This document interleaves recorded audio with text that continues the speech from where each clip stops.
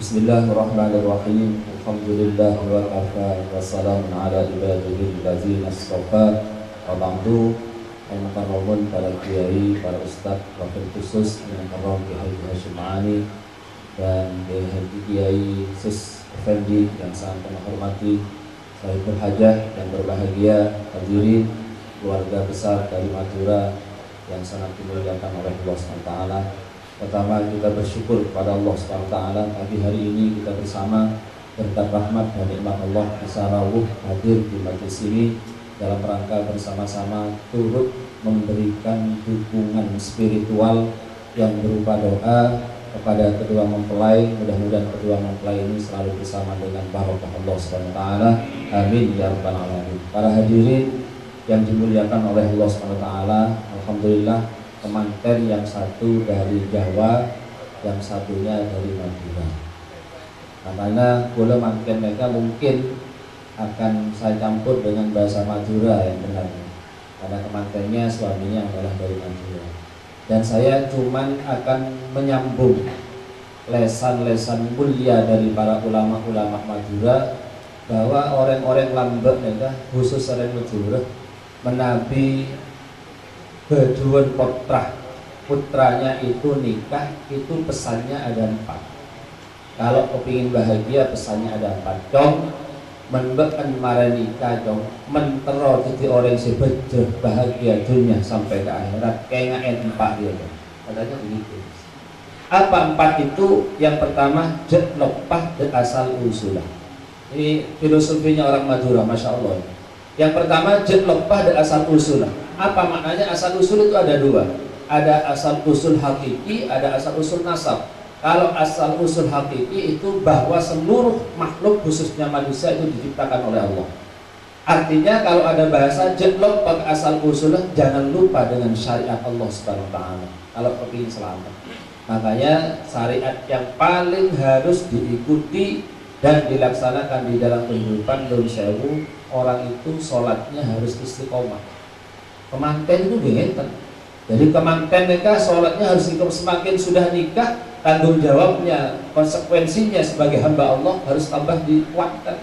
Artinya sholatnya semakin harus istiqomah. Kadang-kadang kemanten itu kan sering menunda waktu sholat kadang-kadang. Kadang-kadang subuhnya jam 8 kalau kemanten. Jadi ditanya, kok telat? Karena mak telat, ngelembur ya. Tidak usah dilembur sudah. Jadi pertama tolong lopah dari asal usul. Asal usul yang kedua ini yang sangat penting, bahwa kita berada di pentas dunia ini adalah melalui wasilah, melalui sarana pertama kedua orang tua kita. Artinya apa? Kalau ada bahasa jetlopah dan asal usul, jangan pernah lupa silaturahim dan berbuat baik kepada kedua orang tua. Saya pernah membaca satu riwayat di dalam beberapa kitab itu, bahwa suatu ketika ada seorang anak muda yang sudah nikah.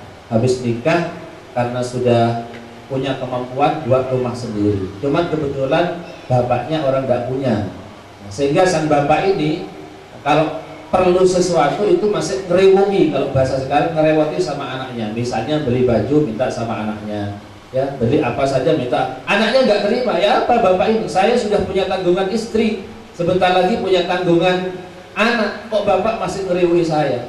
Si anak ini lapor kepada Rasulullah SAW. Sampai kepada Rasul, dia bilang, ya Rasulullah, saya punya bapak, saya tidak setuju dengan cara bapak saya. Kenapa? Bapak saya sering ngeriwui saya Rasulullah dan sebagainya. Mintanya anak ini dibela oleh Rasulullah. Ternyata subhanallah, qala Rasulullah dawuh, anta wa maluka li abika.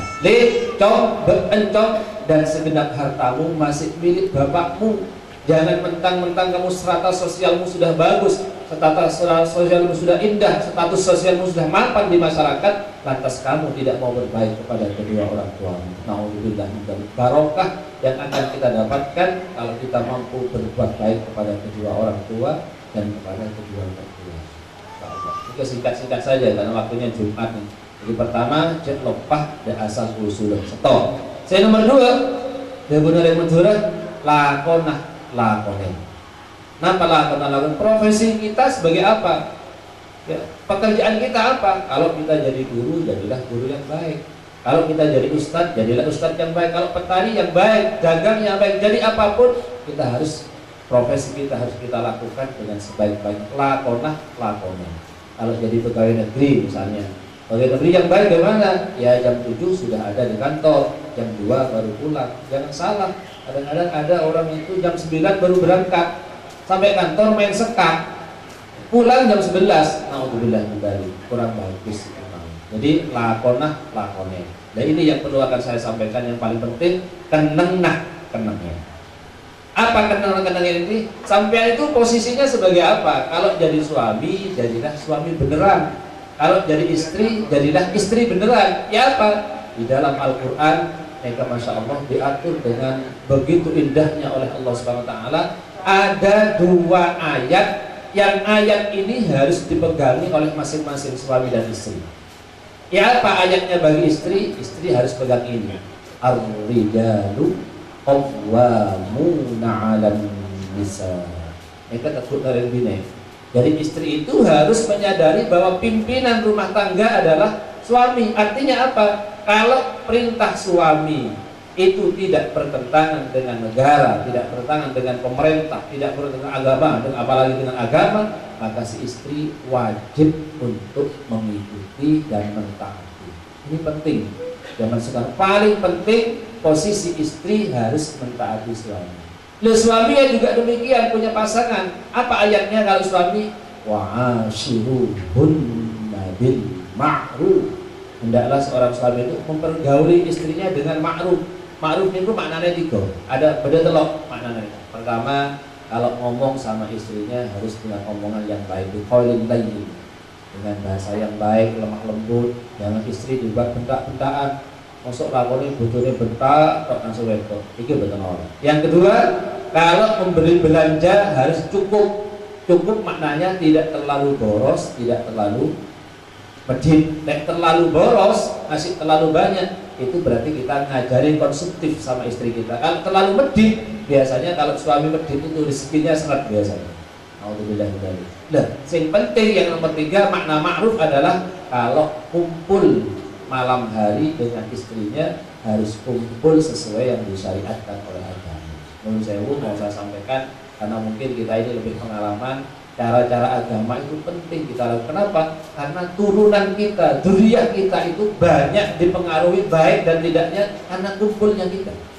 Makanya dalam Islam sampai diajarkan begitu rincinya itu. Pertama, kalau mau kumpul, kalau bisa punya wudhu dulu. Jangan lupa, adem ya begini. Ya jaga aja. Kalau telur jaga aja, wudhu dulu, bersihkan diri kita dan batin kita. Kita bersihkan. Kemudian baca sholawat dan sebagainya. Kemudian kumpul, jangan lupa doanya. Allahumma jannibna syaitan wa jannibna syaitan mimma razaqtana. Itu harus dibaca. Cek romo berteng ampun. Ada caranya dalam. Kenapa? Karena nanti turunan kita itu banyak dipengaruhi dengan cara kumpul kita. Kalau kumpulnya sudah bagus, yakin putra-putra yang menjadi orang-orang yang baik, takarrub kepada Allah SWT. Tapi kalau kita kumpulnya sudah salah, jangan berharap punya turunan-turunan yang baik. Ini yang namanya wa'ashiru hunna bil ma'ruf. Lakukan kenengnya. Jadi pertama, lepas dari asal usulah lakone kenengin. Nomor 4 nega olena openya.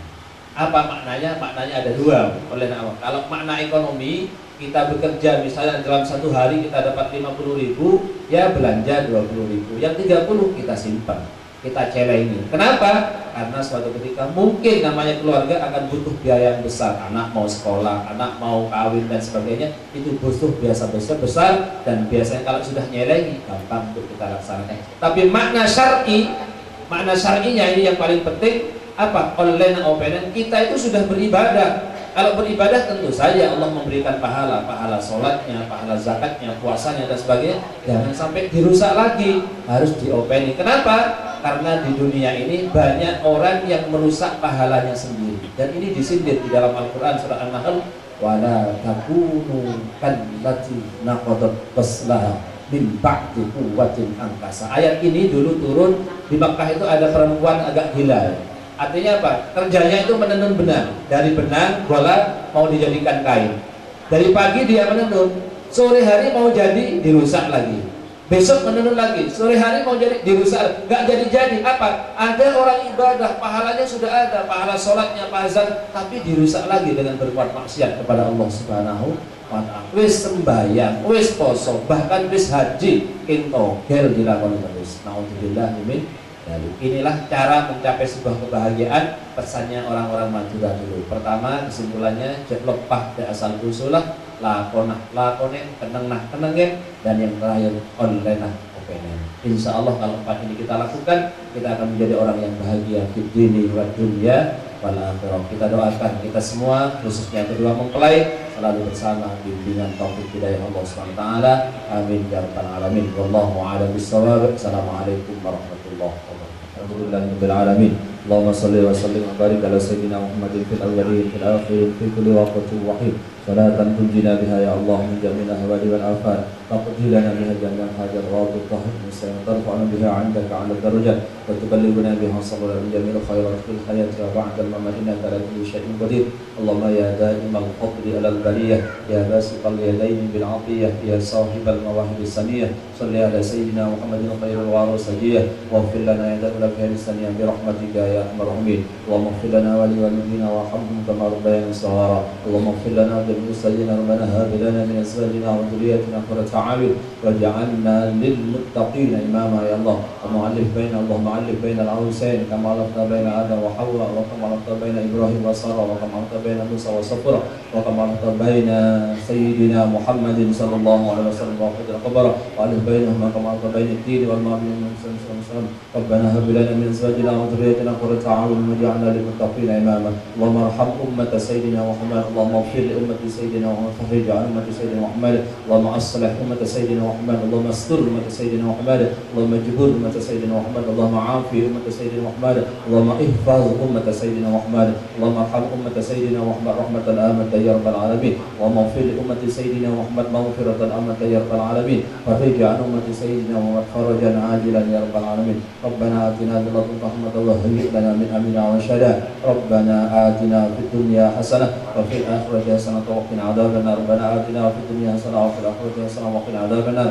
ربنا آتنا في الدنيا حسنة وفي الآخرة حسنة وقنا عذاب النار. وادخلنا الجنة مع الأبرار يا عزيز يا غفار يا رب العالمين. صلى الله على سيدنا محمد وآله وصحبه وبارك وسلم. سبحان ربك رب العزة عما يصفون وسلام على المرسلين والحمد لله رب العالمين. بسر الفاتحة.